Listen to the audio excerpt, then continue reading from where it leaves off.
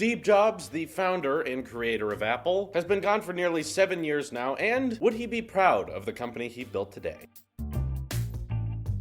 Now, I don't like bringing this up a lot because I think a lot of people bring it up, and the dumb thing about this argument is we can never truly know. There is no way to hardcore know for a fact that Steve Jobs would have preferred or not preferred certain things Apple is doing today, but what I do like to do is look back at Apple's history and what Steve was okay with and not okay with, and try to apply that to today's logic, as many new exciting changes are coming to Apple, especially now with this giant ecosystem that's much more together than it was when he was around. But again, keeping all of this in mind, that Steve is not coming back. He is officially gone. And on top of that, Apple single-handedly was not always run by him. I think a lot of the time we always go to anytime Apple does something wrong or something weird, whether it be weird Apple Pencil charging, Magic Mouse 2 charge locations, or even notches, everyone likes to go to Steve and say, if Steve Jobs were around, this would not have happened. There is no absolute way of knowing that. This is all hypothetical. No one is for sure about this. But what we can look at is what Steve did comment on, what Steve was not okay with, and try to imagine that point of view in today's mindset. So an interesting idea that a lot of people like to bring up is that Steve was very certain about lots of screen sizes and form factors. As in, when Steve was around, he was very set on that 3.5-inch display iPhone, which now people would say is crazy to keep going with. Literally the year after he was gone, they extended the iPhone 5 display to sport 16:9 while also being taller than the iPhone 4. And then with the iPhone 6, we saw Apple cater to a lot of user demands as well as what other Android companies had already been doing and say, yeah, I think people are ready for something new. Let's make phones with larger displays because they still fit in the pocket. But then again, you have to wonder, would Steve have kept pushing that 3.5-inch iPhone display, or could he have changed his mind and kept moving on? Some people say, of course Steve would have been okay with making larger displays, but I think a lot of people take that for granted nowadays, given that we've had larger iPhone display sizes for many, many years, ever since the 5, and we kind of just accept that that's what smartphones are. But if you consider that the iPhone 4 and 4S, which were Steve Jobs era iPhones, there were a lot of Android smartphones at that point that were already pushing phablet sizes. There were lots of 5-inch and even 6-inch Android smartphones at the time that Apple still said, no, we're not going that route, and Steve was a big proponent of that. Steve was all about sticking with, this is a portable and light device, we don't need to make it any bigger. Which brings me to another point, that the Steve Jobs era of Apple was still very, very much focused on making things light and portable. Sometimes I don't think we give credit where credit is due, that Apple, post Steve Jobs, has kind of focused having more features or better hardware in sacrifice of just not being thinner or lighter. As in, Steve Jobs was really into the MacBook Air, making MacBooks thinner, trying to make iPads as thin as possible, trying to make iPhones as thin as possible. Now with the new Tim Cook era, we see Apple kind of being okay with going a little bit thicker than before because they stuck with the Steve Jobs trend of trying to make things thin and light. And then we had the iPhone 6 Plus, and they got lots of hate, lots of feedback about the bendgate complaints, people's phones bending. So with the iPhone 6s, they upped the aluminum a little bit, and with the iPhone 7, if you look at the hard numbers, they're actually growing a little bit thicker. Even if you look at iPhone 8 and iPhone 10 and you compare them to a regular iPhone 6, Apple's slowly being more okay with saying, well, maybe people don't really mind if the iPhone's a little bit heavier. The iPhone 8 Plus is the heaviest iPhone Apple has ever made. Far heavier than the original iPhone, and because of that glass back, we see that Apple is kind of saying, well, we get that it's heavier, we get that it's thicker than before, but people want better batteries. People want wireless charging. These are new standards, and we don't see a lot of people complaining that their phones are too heavy. This is one thing I like to bring up because a lot of people just assume that Apple was perfect and there was no issues back in the Steve Jobs era. But making larger phones and heavier phones for the sake of adding more features, I don't know. I think Steve might have not been okay with that. He might have just wanted to keep pushing light, compact phones that have good specs, but we're always going to try to make them thinner. And a lot of the user base was not really into that. They'd rather have a better battery. So another controversial one, and this one's difficult because we don't really have anything to compare it to, is the iPhone X's notch. A lot of people complain about the cutout at the top, saying that it's intrusive. I look at it as an expansion because I would rather have display there on those little corners than just black bezel. But often people say Steve Jobs would not have been okay with that release. They wouldn't have accepted it, and Steve Jobs would have prevented that from getting out onto the market. Well, I'd like to mention that it wouldn't be the first time Apple releases something that's kind of asymmetrical or not normal because, you know, for the longest time, displays have just been squares and rectangles. We don't really have another notch or another cutout to compare the iPhone Xs to, so it is pretty difficult to try to guess what Steve's opinion on the notch would have been. But what we do know about Steve is that he tried to make best use of space. There's a myth/story that when the R&D team initially gave a prototype iPod to Steve Jobs, he said that it was not small enough, and the team said there's no way we can make it smaller, so he dropped it into a fish tank and said, you see the air bubbles coming out of it? That means there's empty space. Make it smaller. Very rude and intrusive way of handling prototypes, but I think what he would have liked about the iPhone X is that every square inch of that design is used to the best of its capability. The notch is only there because of those sensors that cannot be embedded underneath the display at this point in time. That may change someday, but he may have looked at an iPhone X without a notch, you know, with just a thicker forehead at the top, as kind of wasted space, because if the purpose of the iPhone X was to have as big a display and as bezel-less of a screen as possible, then he probably would have looked at those two black bezels on the side and said, those don't need to be there either. We're gonna push the display to every possible place it can go. And that's why we see Apple being the sole company that was able to figure out how to make side bezels and the bottom bezel the same size. We've seen lots of Android companies copy the notch because notches are not hard to make, but making a same size bezel all the way around, that is tricky, and that's part of the reason the iPhone X is so expensive. It's a very complicated manufacturing process. To me, that's something Steve would have appreciated because it's using every bit of the front of the display as possible. Every square inch has a function, unlike something like maybe the Galaxy S9, which has a slightly thicker chin at the bottom, but no buttons, no sensors there. And other Android phones, of course, are keeping around the thicker chin with thin bezels and then notch on top, which to me just looks so irregular. Everyone's just kind of duplicating the Essential phone's design. Of course, I could not know, no one would ever know, but that's what I think he would appreciate. Another thing I think Steve Jobs would have been excited to see is the revolution of wireless inductive charging. Steve wanted to kind of tackle the music industry with the iPod because from experience, he had witnessed that, you know, CD players and listening to music in those old traditional ways was not intuitive. Having to carry around physical media, having wired headphones, I'm sure. While he was an audio buff, he loved listening to music, he also tried to pursue how to make it easier to listen to. He loved showing off the numbers, the fact that the iPod could be 1,000 songs in your pocket. So I think Steve would have been very excited to see the wireless revolution of both AirPods, the idea of not having to charge a phone with a cable anymore, that he could just rest it on a plate, and he likely would have developed something very close to AirPower. The idea that we just have one charge mat that you can place any device on when without any cables, your devices just charge, and when you're done charging, you pick them up. That makes listening to music and listening to accessories much, much easier, which is what his main goal was with the iPod and the iPhone, was making things faster, making things easier, and I think he would have preferred that. I don't think, contrary to what a lot of people think, he would have been in favor of keeping the headphone jack. I think if he saw what wireless could have become, and he would have saw that AirPods could have an all-day or several-day battery life while still sounding pretty good, he likely would have switched that way and say, this is the better way to go, and it would have been really, really amazing to see him come out on stage and say, I can give you 40 million songs on your wrist. And to new people who may not realize it, but Apple products are very expensive, that was also not a post-Steve Jobs idea. Even when Steve Jobs was around, he was often criticized for charging top dollar for a lot of his products. The original iPhone costed a lot, and a lot of people doubted that it would have any sort of success. I don't think that just because iPhone X started $1,000, Steve Jobs would have rolled in his grave. He likely would have saw its potential and saw that smartphones need to change and get better over time, and that's just the money that is necessary to make that happen. What is interesting is to wonder if he would have been okay with the Apple Pencil because of his infamous line, who wants a stylus? So it's important to remember the context of that statement, which was that he was unveiling a smartphone at the time, not a tablet. And to this day, Apple still does not have Apple Pencil support to the iPhone, which means that they're still keeping with Steve Jobs' vision of not having a stylus to interact with your smartphone. And a lot of artists out there would agree that he was referring to the sole way to interact with the device. He basically did not want to make another Newton again, a flop Apple product that was made after he was fired before he came back. He didn't want to make a touchscreen that only could be interacted with one device. He just wanted us to use our finger, but I think if he would have saw what the Apple Pencil could do and how useful it could be to artists, he likely would have been okay with that method of input because it is not the sole method. I'm very curious to know your guys' thoughts on how he would have handled the HomePod, because Apple has changed a lot as a company since the Steve Jobs era. They've had to really alter themselves into more of a services company, meaning that the future is not going to be hardware sales, it's going to be subscription services. And if that's the case, I wonder if he would have been okay with the idea of the HomePod being Apple Music focused. Steve Jobs was known quite often for being very narrow with what works with his products, as in you just have Mac OS, you just have iOS and iCloud on our devices. Steve Jobs was known for being very stubborn with people, so it kind of sounds like something that could have happened. Or maybe Steve Jobs' more classical approach to hardware and saying that even though this has Bluetooth and Wi-Fi, we're not going to let you connect to Spotify or via Bluetooth, you're just going to use Apple Music. I could really see him going either way, and I'm not as sure about that one. But also, Steve was a bit of a health nut. He loved going on long walks, and he also had very fruitarian style diets. I imagine the Apple Watch would have been very appealing to him, both for the activity rings and notification management. It's very simple to use. As we've seen with the success of the Apple Watch, people enjoy it. That's also something I think Steve would have loved to finally see. But overall, yeah, I still think, if you noticed during this video, that if Steve Jobs was around, not much would be different. Maybe things might be a little bit thinner and a little bit lighter, but with a little less battery life, I'm not sure. None of us can truly know, but that's my ideas of how Steve Jobs would have viewed Apple today. I think he would have personally loved it. And keep in mind that a lot of Apple, even before he died, was still being run by lots of other people. It was not solely by him. R&D departments, Johnny Ive especially, which is still there, Tim Cook, which was there originally, were all helping Apple be the company that they are. And while losing one guy who was very important and the founder of the entire company was a tremendous loss to Apple, he was not the sole reason they had any type of success. And as the past 7 years have shown, Apple is still doing just fine by keeping his ideas and ideals while moving forward into the future. Let me know what you think Steve Jobs would have thought of Apple today. Would he have liked it? Would he have hated it? All that good stuff. Let me know in the comments. This is your Apple Sheep here, and I will see you in the next one.